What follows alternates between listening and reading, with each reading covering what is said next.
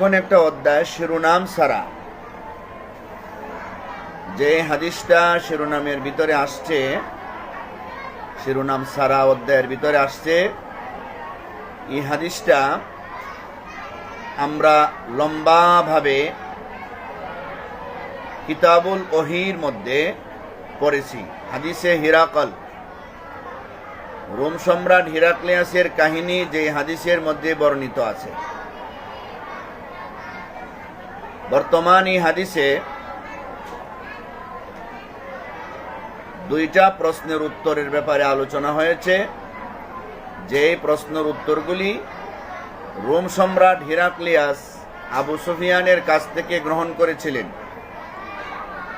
আর কিতাবুল ওহির মধ্যে মোট 10টা প্রশ্নের উত্তর গেছিল, যেই প্রশ্নগুলি রোম সম্রাট হিরাক্লিয়াস আবু সুফিয়ানকে করেছিলেন। যেহেতু কিতাবুল ওহি পড়ার পরে অনেকে আরো নতুন হইয়া ভর্তি হয়েছে, এই জন্য বিষয়টা আমরা সবার জেহেন নশীনের জন্য, ধারণার জন্য আবারও সংক্ষিপ্ত আকারে একটু আলোচনা করি। রোম একটা দেশ,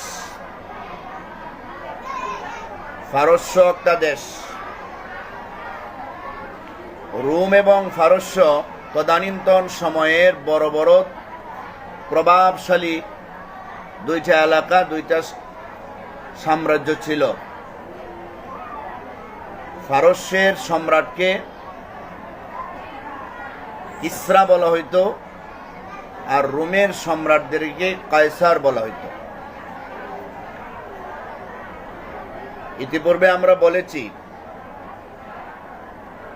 এই দুই দেশের দুই সম্রাট সব সময় তারা ঝগড়া লেগে থাকত। ফারস্যর দেশটা, এরা ছিল অগ্নি পূজারী। ফারস্য এরা অগ্নি পূজারী ছিল, মূর্তি পূজারী ছিল। তারা দুই খোদার দাবিদার, ইয়াজদান এবং আহরমন। তাদের অঞ্চল ছিল ইরান, ফারস্য, খোরাসান থেকে তুর্কিস্তান। আর রোম সম্রাট হিরাক্লিয়াস এবং তার এলাকা, এরা ছিল খ্রিস্টান ধর্মের অনুসারী। তারা ছিল ঈসা আলাইহিসসালামের ধর্মের অনুসারী, যদিও তা সেই ধর্মটা পরবর্তীতে রহিত হয়ে গেছে কোরআন আসার পরে। এদের এলাকা ছিল শাম, সিরিয়া, এই রোম নিয়া, সবগুলি নিয়া। তাদের দুই দেশের মধ্যে, দুই সম্রাটের মধ্যে, দুই দলের মধ্যে অনেক মারামারি হইত, অনেক যুদ্ধ বিগ্রহ হইত। এদিকে মক্কার মুশরিকরা নবী আলাইহিস সালাতু ওয়াস সালাম যখন জন্মগ্রহণ করলেন 570 খ্রিস্টাব্দে, এরপর থেকে নিয়া মক্কার মুশরিকরা রোম আর ফারস্যের সেই যুদ্ধগুলিরে নিজের কাছে টেনে আনতো এইভাবে যে, ফারস্য দেশ এরা আমাদের মতো, আমরা যেমন মূর্তি পূজা করি তারাও আগুনের পূজা করে, মূর্তি পূজা করে, এই দৃষ্টিতে এরা আমাদের মতো। আর রোম সম্রাট হিরাক্লিয়াসের এই দেশ, এই দল, এরা যেহেতু আহলে কিতাব, এরা আসমানি কিতাব বিশ্বাস করে, তাই এরা আমাদের দুশমন। তখন থেকে তারা এই দুই দলকে দুইভাবে দেখতেছে। নবী আলাইহিস সালাতু ওয়াস সালাম নবুয়ত প্রাপ্তির পর, নবীর যখন বয়স 45 বছর, নবুয়ত প্রাপ্তির 5 বছর পর, তখন খ্রিস্টাব্দ হলো 614 খ্রিস্টাব্দ। এই সময় ফারস্য সম্রাট খসরু পারভেজের নেতৃত্বে রোমরে এমনভাবে পরাস্ত করলো, রোমের বড় বড় নেতৃবৃন্দকে তারা এমনভাবে বন্দী করলো, এমনভাবে মারলো, রোমের অস্তিত্ব বিলীন হয়ে গেল। তখন সময়ে মক্কার যারা মূর্তি পূজক ছিল, পৌত্তলিক ধর্মের অনুসারী ছিল, তারা মুসলমানদেরকে এই বলে বর্তসনা শুরু করলো, দেখো তোমাদের অনুসারী হইল রোম সম্রাটেরা, খ্রিস্টানেরা, আর আমাদের অনুসারী হইল, আমাদের বন্ধু হইল পারস্য সম্রাট এবং তার দেশের মানুষেরা। তারা অগ্নি পূজা করে, মূর্তি পূজা করে। আজ যেভাবে আমাদের বন্ধু রাষ্ট্র, আমাদের বন্ধু পারস্য সম্রাটেরা, পারস্য দেশের লোকেরা, খসরু পারভেজেরা তোমাদের আহলে কিতাব, তোমাদের বন্ধু, তোমাদের কোরআন ওইটা আল্লাহর পক্ষ থেকে, খ্রিস্টান ধর্মের কিতাবও আল্লাহর পক্ষ থেকে, তোমাদের সেই বন্ধু রাষ্ট্র রোম রাজ্যকে যেমন তছনছ করে দিয়েছে, একদিন আমরাও তোমাদের দলবলের উপরে আমরাও যুদ্ধ করে জয়লাভ করব, তোমাদের আমরা পরাজয় করব, তোমাদের আমরা তছনছ করব। এই কথাগুলি মুসলমানদেরকে তারা বলতেছে। এমনকি আবু বকর সিদ্দিক রাদিয়াল্লাহু তাআলা আনহুর কাছেও সেই কথাটা তারা বলতেছে।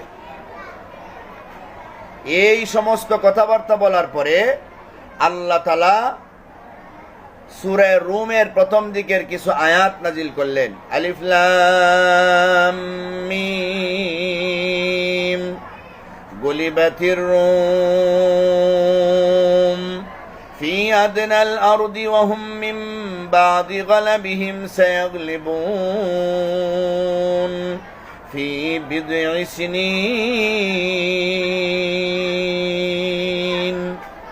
আল্লাহ তাআলা আয়াত নাজিল করে বুঝাইয়া দিলেন যে রোমেরা আজকে পরাজয় বরণ করছে নিকটবর্তী জমিনে, তাদের এই সিরিয়া শামে তারা আজকে পরাজয় বরণ করছে।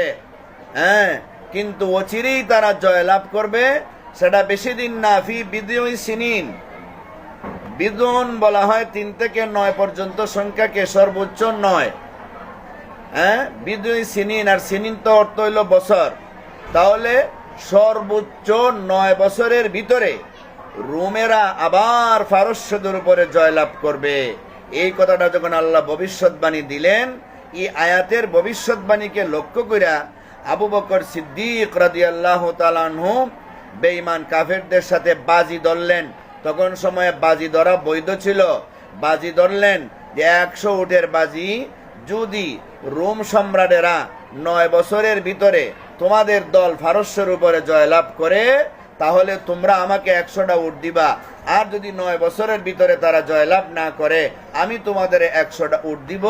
এই নিয়ে বাজি হইল, তারাও মানল, চুক্তিপত্র হইল।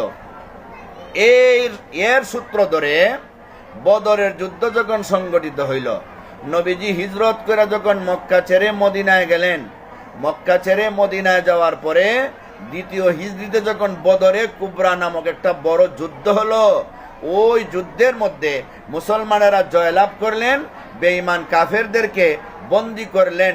ঠিক সেই যুদ্ধের ময়দানে খবর আসলো যে ওই রোম সম্রাটের নেতৃত্বে তারা নতুন শক্তি সঞ্চয় কইরা পারস্য দেশের উপর আক্রমণ করছে, আর পারস্যরে তছনছ করে দিয়েছে। আজ থেকে 9 বছর আগে আল্লাহ যে সূরা রুমের আয়াত নাজিল কইরা ভবিষ্যৎবাণী দিয়েছিলেন, সেই ভবিষ্যৎবাণীর ফলাফল বের হয়ে গেছে। রোম সম্রাট জয়লাভ করছে। এই সংবাদ যখন বদরের যুদ্ধে পৌঁছে, মুসলমানদের বিজয়ের মধ্যে যেন আরো দ্বিগুণ বিজয় বাড়াইয়া দিছে।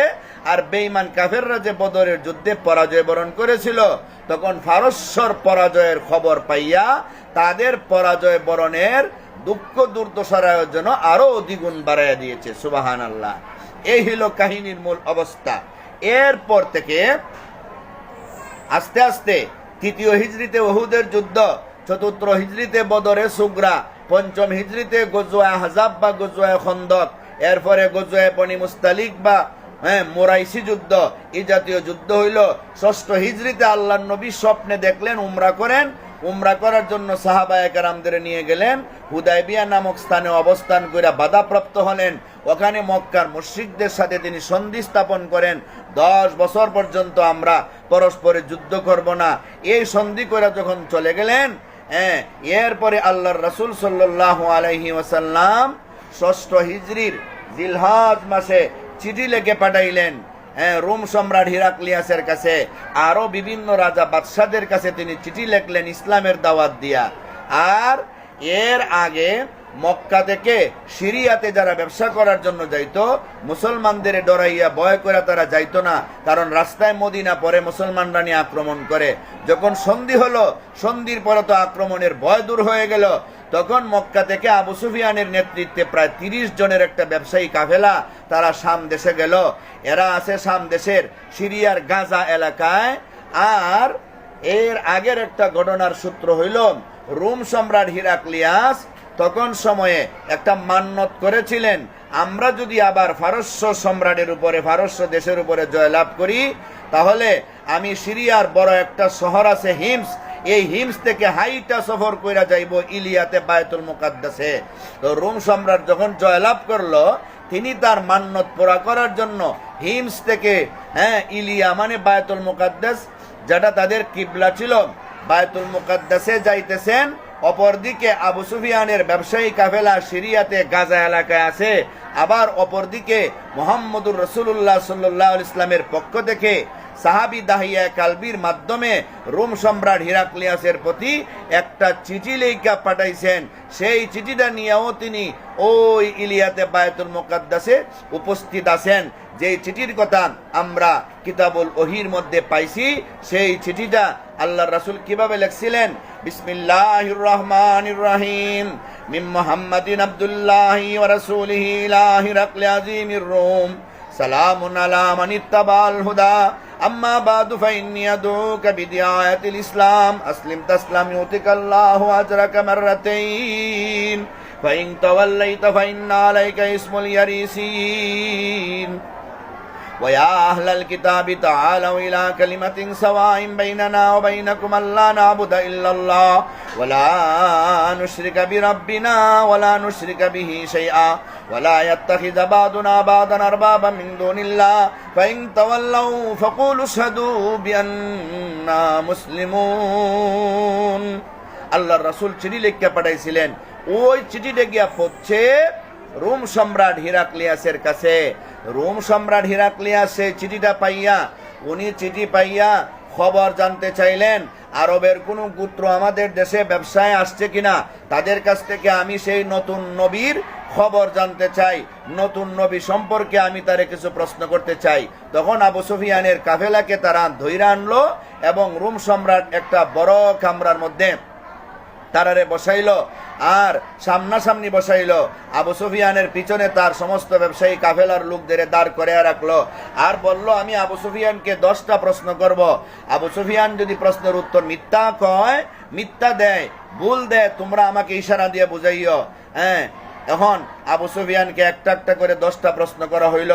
আবু সুফিয়ান একটা একটা করে 10টা প্রশ্নের উত্তর দিলেন। তিনি বলছিলেন যে আমারে রোম সম্রাট হিরাক্লিয়াস যে 10টা প্রশ্ন করছিল, ফাওয়াল্লাহি লাউলাল হায়াউ মিন আইয়াসিরু আলাইয়া কাযিবান লাকাযাবতু আনহু, আমার যদি এই ভয় না হইতো যে আমি মুহাম্মদের ব্যাপারে এখন যদি মিথ্যা উত্তর দিয়া যায়, আমার দেশের মানুষ, আমার সঙ্গী সাথীরা আজীবন আমারে মিথ্যাবাদী বলবে, যেটা নেতৃত্বের জন্য অনেক শঙ্কা। এই রকম ভয় যদি আমার না হইতো, আমি মুহাম্মদের ব্যাপারে অবশ্যই মিথ্যা বলতাম, কিন্তু এই ভয়ের কারণে আমি মুহাম্মদের ব্যাপারে একটা মিথ্যা কথাও বলি নাই। তো রোম সম্রাট ওনাকে 10টা প্রশ্ন করেছিল, 10টা প্রশ্নই মুহাম্মদুর রাসূলুল্লাহর পক্ষে দিয়েছিল। তন্মধ্যে একটা প্রশ্ন ছিল যে মুহাম্মদের বংশ কেমন, কাইফা নাসাবুহু ফিকুম। তখন আবু সুফিয়ান উত্তর দিয়েছিলেন, হুয়া ফিনা যু নাসাবিন, তিনি আমাদের মধ্যে সর্বোৎকৃষ্ট বংশের অধিকারী। 2 নম্বর প্রশ্ন করেছিল যে মুহাম্মদে এইরকম কথা বলার আগে ওনার বংশের কেউ বা ওনাদের দেশের কেউ কি এই জাতীয় কোনো কথাবার্তা বলছে ওনার বাপদাদা থেকে? তিনি বলছেন না, এমন কথা ইতিপূর্বে কেউ বলে নাই। তারপরে প্রশ্ন করছিল, ফাহাল কানা মিন আবাইহি মিন মালিকিন, তার বাপদাদার মধ্য থেকে কি কেউ বাদশা টাদশা ছিল? তখন আবু সুফিয়ান বলছিলেন না না, কোনো বাদশা কেউ ছিল না। প্রশ্ন করছিল 4 নম্বরে, ফা আশরাফুন নাস ইত্তাবাউহু আম যুআফাউহুম, শক্তিশালী মানুষেরা ওনার অনুসরণ করে নাকি দুর্বলেরা অনুসরণ করে? আবু সুফিয়ান বলছিলেন বাল যুআফাউহুম। তখন এরপরে প্রশ্ন করছিলেন, আয়াজিদুনা আম ইয়ানকুসুন, লোকগুলি দিন দিন ইসলাম ধর্মে বাড়তেছে না কমতেছে? আবু সুফিয়ান বলছিলেন বাল ইয়াজিদুন। এরপরে প্রশ্ন করছিলেন, হাল ইয়ারতাদ্দু আহাদুম মিনকুম সুখতাতাল লিদিনিহি বাদা আইয়াদখুলা ফিহি, যে মুহাম্মদের ধর্মে দাখিল হওয়ার পরে কেউ ওনার ধর্মকে অমান্য করে অনীহা প্রকাশ করে আর কি মুরতাদ হইছে? আবু সুফিয়ান বলছিলেন লা, কেউ মুরতাদ হয় নাই। এরপরে প্রশ্ন করছিলেন ফাল কুনতুম তাত্তাহিমুনাহু বিল কিযবি, আপনারা কি ওনাকে কাবলা ইয়াকুলা মা কালা, বর্তমানে এই কথা বলার আগে আপনারা কি ওনাকে কোনোদিন মিথ্যাবাদী বলার সুযোগ পাইছেন? আবু সুফিয়ান বলছিলেন লা। এরপরে প্রশ্ন করছিলেন ফাহাল ইয়াকদিরু, তিনি কি কোনোদিন চুক্তি ভঙ্গ করেন, ওয়াদা ভঙ্গ করেন? তখন আবু সুফিয়ান বলছিলেন লা, তিনি কোনো চুক্তিও ভঙ্গ করেন না, ওয়াদাও ভঙ্গ করেন না। এই জাতীয় 10টা প্রশ্ন করেছিলেন, যেই প্রশ্ন এবং তার উত্তর আমরা কিতাবুল ওহির মধ্যে পেয়েছি। সবটি প্রশ্নের উত্তরই আবু সুফিয়ান মুহাম্মদুর রাসূলুল্লাহর পক্ষে দিয়েছেন এবং বাদশাহ সেই দিন ঘোষণা দিয়েছিলেন, নবীর কথা যদি এই হয়ে থাকে, তিনি যদি এইভাবেই আপনাদেরকে দিনের দাওয়াত দিয়ে থাকেন আর আপনার সমস্ত প্রশ্নের উত্তর যদি এইটা সঠিক হয়ে থাকে, তাহলে আমি সাক্ষী দিতে পারি তিনি আল্লাহর রসুল, যে এর মধ্যে কোনো সন্দেহ নাই। সুবহানাল্লাহ, সন্দেহ নাই। কিন্তু উনার ভাগ্য খারাপ ছিল, রোম সম্রাটের ভাগ্য খারাপ ছিল। উনি এই সমস্ত কথাবার্তা বইলা যখন ওনার দেশের মানুষকে, দলের মানুষকে, মন্ত্রী মিনিস্টারদেরকে দিনের দাওয়াত দিলেন, তারা বিদ্রোহ প্রকাশ করলো। পরে তাদেরকে আবার থামাইয়া তাদের মত অনুসরণ করলেন। এই জাতীয় কথা তিনি আবার হিমসে যখন ফিরে গেছিলেন, ওনার বন্ধু জাগাতিরের কাছে চিঠি লিখছিলেন। এই ব্যাপারে জাগাতির ওনাকে উত্তর দিয়েছিল যে মোহাম্মদ সত্য নবী, এগুলি আমি আসমানি কিতাবে পাইছি, তুমি মান্য নিও। মানার জন্য যখন আবার বলছিলেন, আবার হিমসের একটা বিরাট রুম, সভা রুমের মধ্যেও ওনার লোকগুলি যখন গাদার মতো চিল্লাচিল্লি শুরু করলো, ওনার রাজ্য টিকাইবার জন্য তিনি ইসলাম ধর্ম কবুল করার একবারে দ্বার প্রান্তে ছিলেন, তিনি আর ইসলাম ধর্ম কবুল করতে পারলেন না। ভাগ্যগুণে উনি ইসলাম ধর্ম থেকে বিরত থাকতে হয়েছে। এই যে 10টা প্রশ্ন কিতাবুল ওহির সেই লম্বা হাদিসে হিরাকলের মধ্যে গেছে, আমরা আজকে যে হাদিসটা পড়ব, এই হাদিসের ভিতরে এই 2টা প্রশ্নকে নতুন করে উল্লেখ করা হয়েছে। এটা অন্য কারণে ইমাম বুখারী আনছেন। মাঝে মাঝে হাদিসের কিছু শব্দ অর্ধেক অথবা 4 ভাগের 1 ভাগ, 5 ভাগের 1 ভাগ মাঝে মাঝে উল্লেখ করা জায়েজ আছে, যদি লম্বা হাদিসের বিরুদ্ধে না যায়, লম্বা হাদিসের অস্তিত্ব যদি নষ্ট না হয়। আর যদি মূল লম্বা হাদিসের অস্তিত্ব নষ্ট হয়ে যায়, তাহলে ওই সময় শর্ট করে কোনো হাদিস বর্ণনা জায়েজ নাই। কোন সময় শর্ট করে হাদিস বর্ণনা জায়েজ আছে? যখন তার লম্বা হাদিসের অস্তিত্ব নষ্ট না হবে। এই কথা আমাদের জানা থাকতে হবে। ইমাম বুখারী লম্বা হাদিসের শর্ট করে 2টা প্রশ্নের উত্তর সেখানে আনছেন এবং বাকি আরো প্রশ্নের উত্তরগুলি ওই হাদিসে আছে এবং সামনে আমরা কিতাবুল জিহাদও পাইব। এই জন্য ইমাম বুখারী এখানে অস্তিত্ব যেহেতু নষ্ট হবে না, তাই তিনি মাত্র 2টা প্রশ্নের উত্তরে এই জায়গায় জমা কইরা হাদিসটারে শর্ট করে আনছেন। এখন আমরা দেখি হাদিসের মধ্যে ইমাম বুখারী রহমতুল্লাহ আলাইহি যে 2টা বিষয় শর্ট করে আনছেন, কি বুঝাইতে চাইতেছেন? আবু সুফিয়ান ইবনে হারবেরই বর্ণনা, তিনি মুসলমান হওয়ার পরে যে বর্ণনা দিছেন, আবু সুফিয়ান ইবনে হারব ইবনে উমাইয়া ইবনে আব্দে শামস ইবনে আব্দে মনাফ, যেটা গিয়া নবীর বংশ আব্দে মনাফে গিয়া লাগছে। তিনি বলতেছেন কালা লাহু সাআলতুকা হাল ইয়াজিদুনা আম ইয়ানকুসুন। আবু সুফিয়ান আব্দুল্লাহ ইবনে আব্বাসকে বলতেছেন, রোম সম্রাট হিরাক্লিয়াস প্রশ্ন করলো, আমাকে প্রশ্ন করছিল যে আমি আপনাকে প্রশ্ন করি, মুহাম্মদের ধর্মে দিন দিন লোক বাড়তেছে না কমতেছে? ফাজামতা আন্নাহুম ইয়াজিদুন। প্রশ্ন করার পরে আপনি উত্তর দিয়েছিলেন যে দিন দিন লোক বাড়তেছে। আমি এর ভিত্তিতে বলছি ওয়াকাযালিকাল ঈমানু হাত্তা ইয়াতিম্মা, ঈমানের অবস্থা তো এটাই, পূর্ণাঙ্গতায় পৌঁছার আগ পর্যন্ত এইভাবে বাড়তেই থাকবে। যতদিন পর্যন্ত ঈমানের পূর্ণতায় পৌঁছবে না, ততদিন পর্যন্ত বাড়তেই থাকবে। এটাই হইল ঈমানের চাহিদা। ওয়াসাআলতুকা হাল ইয়ারতাদ্দু আহাদুন সুখতাতাল লিদীনিহি বাদা আইয়াদখুলা ফীহি। আমি আপনার প্রশ্ন করেছিলাম যে মুহাম্মদের ধর্মে অনুসরণ করার পরে অনীহা প্রকাশ কইরা, অপছন্দ কইরা এই দিন বাদ দিয়া মানুষ কি আবার মুরতাদ হইছে? এমন প্রশ্নের উত্তরে ফাজামতা, আপনি উত্তর দিয়েছিলেন আল্লাহ, যে না, আর কেউ মুরতাদ হয় নাই। তাহলে আমি বলবো ওই রোম সম্রাট বলছিল ওয়াকাযালিকাল ঈমান হিনা তুখালিতু বাশাশাতুল কুলুবা লা ইয়াসখাতুহু আহাদুন। এটাই তো ঈমানের দাবি, এটাই তো ঈমানের চাহিদা, যার স্নিগ্ধতা, যার ভালোবাসা, যার মজা অন্তরের মধ্যে গিয়া বিদ্ধ হয়। আর অন্তরের মধ্যে বিদ্ধ হওয়ার পরে পরে, অন্তরের মধ্যে বিদ্ধ হওয়ার পরে এটা আর কোনোদিন বের হয় না, এটা আর কোনোদিন নষ্ট হয় না। এটাই হইল ইমানের দাবি, এটাই হইল ইমানের চাহিদা। এই দুইটা কথা ইমাম বুখারী রহমতুল্লাহ আলাইহি আইনা এখানে কি বুঝাইতে চান? ইমাম বুখারী বুঝাইতে চান ইমান যে বারে কমে, মুরজিয়ারা যে বলে লা তাদুরুল মাসিয়াতু মাল ইমান, লা তাদুরুল মাসিয়াতু মাল ইমান, যে বলে যে ইমানের সাথে গুনাহ কোনো ক্ষতিকারক জিনিস না, এই জাতীয় কথা যে বলে, এই জাতীয় কথার জবাব দেওয়ার জন্যই ইমাম বুখারী রহমতুল্লাহ আলাইহি এখানে এই কথাটা উল্লেখ করছেন। আর ইমানের জায়গা যে অন্তর, ইমানের জায়গা যে কলব, এই কথাটা তিনি বুঝাইতে চাইছেন। অতীতে দ্বীন আর ইমান ইসলাম সবগুলিরে এক বুঝাইছেন, আর দ্বীন ও কুল্লুহু বলছেন, সবরে এক বুঝাইছেন। এখনো ইমানের সম্পর্ক অন্তরের সাথে আছে, আর অন্তরের মধ্যে ইমান বাড়ে কমে, ইমানের মজা বাড়ে, ইমানের মজা কমে, এই জাতীয় সবগুলি কথাবার্তা বুঝাইবার জন্য ইমাম বুখারী রহমতুল্লাহ আলাইহি এখানে দুইটা কথা আনছেন।